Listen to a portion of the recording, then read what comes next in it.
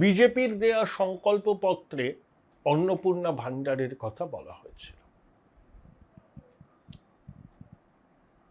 মুখ্যমন্ত্রী সাংবাদিক বৈঠক করে ঘোষণা করেছেন যে 31শে জুলাই পর্যন্ত 2,16,00,000 মাতৃশক্তি অন্নপূর্ণা ভাণ্ডারের জন্য আবেদন করেছেন। তার মধ্যে 10ই জুলাই পর্যন্ত যারা আবেদন করেছেন তাদের আবেদনের স্ক্রুটিনি কার্যত শেষ পর্যায়ে। 17ই অগাস্ট থেকে তারা টাকা পাওয়া শুরু করবেন সরাসরি ব্যাংক অ্যাকাউন্টে। এই আবেদনকারীর মধ্যে স্ক্রুটিনি শেষে যারা যোগ্য বলে বিবেচিত হবেন তাদের অ্যাকাউন্টে স্বয়ংক্রিয়ভাবে সরকার টাকা পাঠাবে অগাস্ট মাসের 17 তারিখ থেকে। আর জুলাই মাসের 10 তারিখ থেকে 31শে জুলাই পর্যন্ত যারা আবেদন করছেন তাদের আবেদন খুঁটিয়ে দেখা হচ্ছে স্ক্রুটিনি শেষে যাদের আবেদন গৃহীত হবে তারা স্বয়ংক্রিয়ভাবে তাদের অ্যাকাউন্টে টাকা পাবেন এবং প্রতি মাসের দ্বিতীয় সপ্তাহের একটি নির্দিষ্ট দিনে মাতৃশক্তির অ্যাকাউন্টে সরাসরি টাকা পৌঁছে যাবে। শুভেন্দুবাবু বলেছেন যে যতদিন এই সরকার ক্ষমতায় থাকবে ততদিন এই প্রকল্প চলবে। অনেকেই গেল রব তুলেছিলেন, এটা কি হলো, বিজেপি প্রতিশ্রুতি ভঙ্গ করলো। হীরক রানী ফেসবুকে বলতে শুরু করলেন আমরা সবাইকে দিচ্ছিলাম, এরা ভাঁওতা দিয়েছে। আসলে দিদিমণির সময় অনেক পুরুষ লক্ষ্মীও তো ছিলেন, কত ভুয়ো পুরুষ লক্ষ্মীকে চিহ্নিত করে তালিকা থেকে তাদের নাম বাদ দেওয়া হয়েছে সেটা আপনারা জানেন। তাই অনর্থক কিছু বিভ্রান্তি ছড়িয়ে বাজার গরম করার চেষ্টা করছিল তোলামূল, বিশেষ করে কালীঘাট তোলামূল এবং অবশ্যই বাম কংগ্রেসরা, যারা এই সরকারের অস্তিত্বই স্বীকার করতে চাইছেন না। তারা ভাবতেই পারছেন না যে এতদিনের বামপন্থার উর্বর জমিতে একটা রাষ্ট্রবাদী সরকার এসেছে। কিন্তু কি আর করণীয়, এই সরকার তো থাকবে, অনেক দিনই থাকবে। এই সরকারের তাড়াতাড়ি বিদেয় নেওয়ার কোনো সম্ভাবনা নেই। পশ্চিমবঙ্গের মানুষ তাদের গণতান্ত্রিক অধিকার প্রয়োগ করেছিলেন একটা রাষ্ট্রবাদী সরকারের গঠনের পক্ষে, আর এই রাষ্ট্রবাদী সরকার থাকবে। সংকল্পপত্রে দেয়া প্রত্যেকটি প্রতিশ্রুতি পালন হবে। আসলে 50 বছরের আবর্জনা সাফ করতে তো সময় লাগে, তাই যে সময়টা লাগবে সেই সময়টা সরকারকে দিতে হবে। দেখুন, আবু তাহের খলিলুর রহমান 8ই অগাস্ট নবান্নে গিয়ে মুখ্যমন্ত্রীর সঙ্গে দেখা করেছেন। এর আগে তারা দিল্লিতে লোককল্যাণ মার্গে এনসিপিআই সাংসদদের সঙ্গে প্রধানমন্ত্রী নরেন্দ্র মোদীর প্রাতরাশ বৈঠকেও ছিলেন। সেখানে আগে তারা স্বরাষ্ট্রমন্ত্রীকে, তারপরে প্রধানমন্ত্রীকে তাদের উদ্বেগের কথা জানিয়েছেন, কারণ তারা সংখ্যালঘু অধ্যুষিত জেলা থেকে নির্বাচিত। সংখ্যালঘুদের স্বার্থ সুরক্ষিত রাখাই জনপ্রতিনিধি হিসেবে তাদের কাজ। তারা অনুযোগের সুরে বলেছেন যে সংখ্যালঘুদের স্বার্থ রক্ষায় রাজ্য সরকার তৎপর হচ্ছে না। বিশেষ করে মসজিদ থেকে মাইক খোলার বিষয় নিয়ে তাদের উষ্মার কথাও তারা জানিয়েছেন। তা শুভেন্দুবাবু বলেছেন যে 65 ডেসিবেল যে শব্দ সীমার মধ্যে তো মাইক বাজাতে হবে, শুধু মসজিদ নয় মন্দির থেকেও খোলা হয়েছে। কত মসজিদ আর কত মন্দির থেকে মাইক খোলা হয়েছে তার পরিসংখ্যান শুভেন্দুবাবু দিয়েছেন। এই অবস্থায় প্রধানমন্ত্রীর সঙ্গে দেখা করে শুভেন্দুবাবুর সঙ্গে দুই সংখ্যালঘু সাংসদের বৈঠক অবশ্যই তাৎপর্যপূর্ণ। আসলে এনসিপিআইয়ের এই দুজন সাংসদ আতান্তরে পড়েছেন। তারা বলেছেন তারা এনডিএতে নেই, বিজেপিতেও নেই, আবার কালীঘাট তৃণমূলেও তারা ফিরতে পারছেন না, এলাকায় তারা যেতে পারছেন না, গেলে স্থানীয় মানুষের প্রশ্নের মুখে পড়ছেন।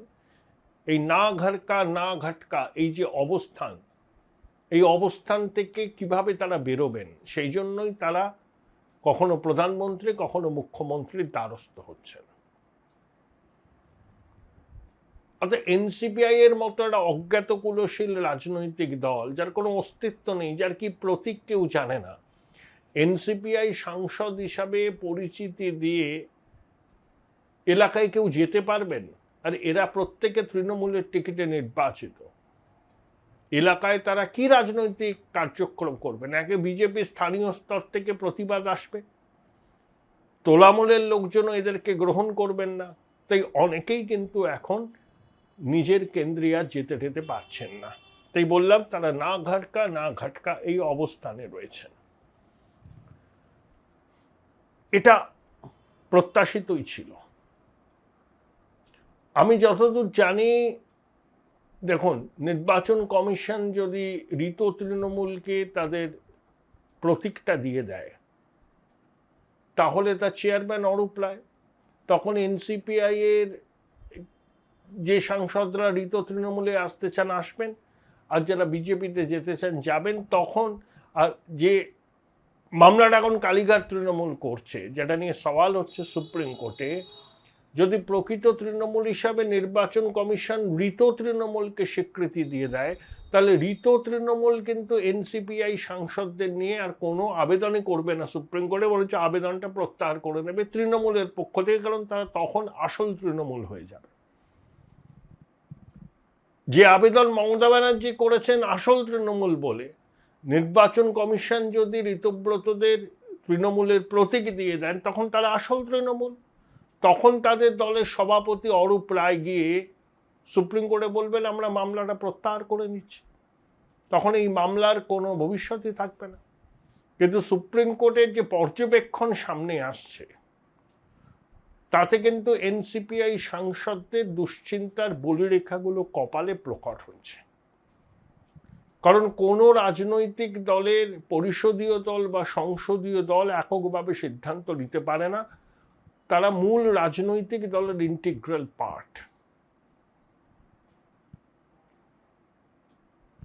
মহারাষ্ট্র সরকার বনাম প্রকাশ দেশাই বলে ভদ্রলোকের নাম, যে মামলা হয়েছিল 2023-এ সুপ্রিম কোর্টে 5 সদস্যের কনস্টিটিউশনাল বেঞ্চ কি বলেছিল?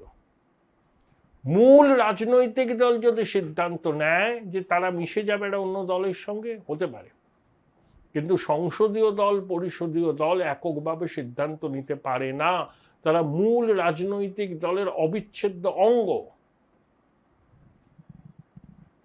অর্থাৎ পরিষদীয় দলের একটা বড় সেকশন বললো যে আমরা এর সঙ্গে মিশে যাবো, সংসদীয় দলের একটা বড় সেকশন বললো আমরা এনসিপিআই হয়ে যাব, এটা হতে পারে না। এটা কনস্টিটিউশন বেঞ্চ বলেছিল, কারণ দলত্যাগ বিরোধী সংবিধানের 10ম তফসিলের মূল ধারণার পরিপন্থী এইসব দল বদল। তাই সেই রায় খুব উল্লেখযোগ্য মাইল ফলক হয়ে যাবে শিবসেনার ক্ষেত্রে, তৃণমূলের ক্ষেত্রে। যতদিন না পর্যন্ত সুপ্রিম কোর্টের রায় আসছে, ততদিন পর্যন্ত এনসিপিআই সাংসদদের ভবিষ্যৎ সরু সুতোর উপর ঝুলছে। প্রধানমন্ত্রী তাদের এনডিএতে শরিক হিসাবে ঠিক আছে টুইট করছেন, কিন্তু সুপ্রিম কোর্ট যদি বলে দেয় যে এনসিপিআই এ যোগ দেওয়াটা অবৈধ, তখন তারা কি করবেন? এই অনেকগুলো প্রশ্ন আছে। এই সমস্ত আইনি জটিলতার মধ্যে পুরো বিষয়টা আটকে গেছে। কিন্তু এর মধ্যেও সবথেকে যেটা খারাপ লেগেছে, লক্ষ্মীর ভাণ্ডার নিয়ে বিভ্রান্তিকর প্রচার সমাজ মাধ্যমে হয়েছে। শুভেন্দুবাবু বলেছেন যে নজর রাখা হচ্ছে। বিভ্রান্তিকর প্রচার করছেন কেন? তালিকা কি ত্রুটিমুক্ত হবে না? পুরুষ লক্ষ্মীরা অন্নপূর্ণা ভাণ্ডারের টাকা পাবেন? লক্ষ্মীর ভাণ্ডারে যা হয়েছে সেটা অতীত। পুরুষ লক্ষ্মীদের কোনো স্থান নেই, পুরুষ অন্নপূর্ণাদের কোনো স্থান নেই অন্নপূর্ণা ভাণ্ডারের তালিকায়। মাতৃশক্তি পাবেন, যাদের দরকার তারাই পাবেন। এবং সমস্ত জল্পনা কল্পনার অবসান 10ই অগাস্ট নবান্ন থেকে সাংবাদিক বৈঠক করে শুভেন্দুবাবু ক্লিয়ার করে দেবেন, পিরিয়ড। এত এইসব নিয়ে জলগোলা করেও কিছু লাভ হবে না। হুমায়ুন কবিরের সঙ্গে মুখ্যমন্ত্রীর বৈঠক হয়েছে, ভালো। হুমায়ুনের মোহামেডান ক্লাবের সভাপতিত্বটা গেছে, রেজিনগরের বিধানসভার উপনির্বাচন, বেলডাঙ্গায় যদি বিজেপি জিততে পারে রেজিনগরে পারবে না কেন, এই প্রশ্নও উঠছে। বেলডাঙ্গাও সংখ্যালঘু অধ্যুষিত, সেখানে যদি হিন্দুরা একটাট্টা হয়ে বিজেপিকে ভোট দেয় এবং বিজেপি জেতে, রেজিনগরেও তার ব্যতিক্রম তো হওয়ার কথা নয়। এটাও একটা অ্যাসিড টেস্ট নতুন বিজেপি সরকারের কাছে।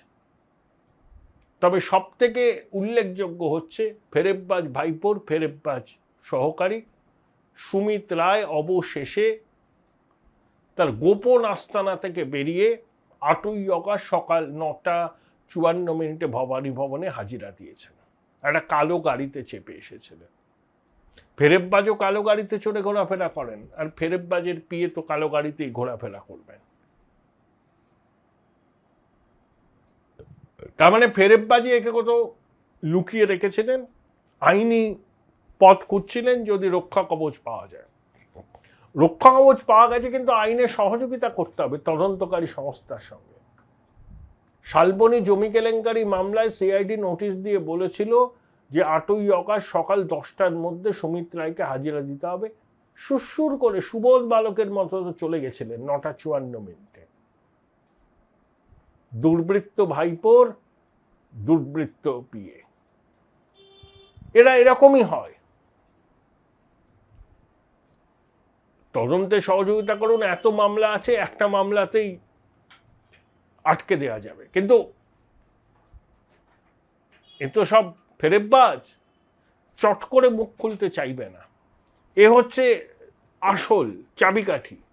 ভাইপোর যত অপকীর্তি, যত কুকীর্তি, তার প্রধান মাধ্যম হচ্ছে এই সুমিত রায়। আগে ছিল বিনয় মিশ্র, আর একজন আছে বিশাল বপুল এক মানুষ, তিনি ঋতোর সঙ্গে এক ফ্রেমে হাজির হয়েছিলেন বিধানসভায়, তার কথা আর বললাম না।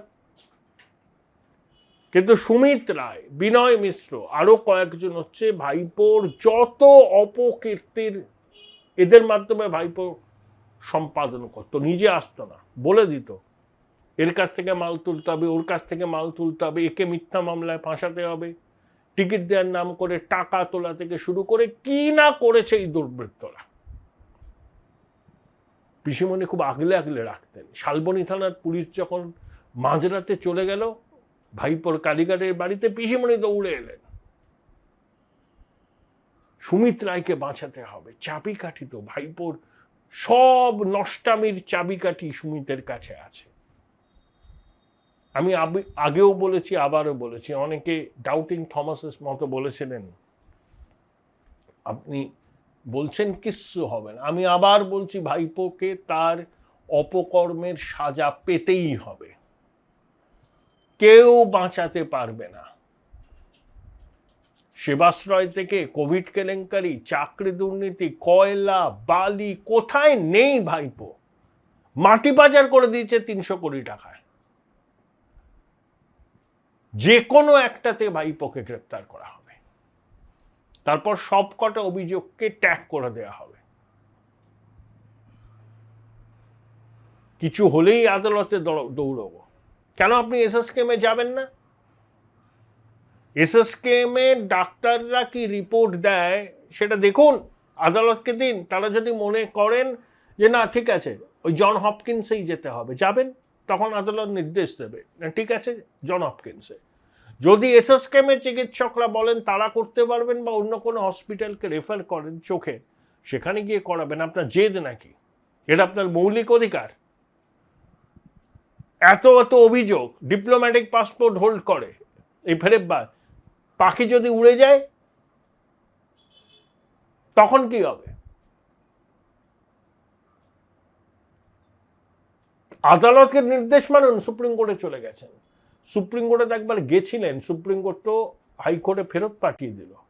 7 দিনের মধ্যে শুনানি করতে বলেছিল, হাইকোর্ট শুনানি করে নির্দেশ দিল, আবার গেছে সুপ্রিম কোর্টে। যেন তেন প্রকারণ পালাবো। একবার পাখি উড়ে গেলে তো কিছু করা যাবে না। ডেসপারেশনটা দেখুন ফেরেববাজে, যে কোনো মূল্যে পালাবো। জরুরি ভিত্তিতে শুনানি হবে না, এবং চোখ রাঙাচ্ছে আদালতকে, যাব না এসএসকেএমে, যাব না। আবার গেছে সুপ্রিম কোর্টকে, মানে আদালতকে মানবো না,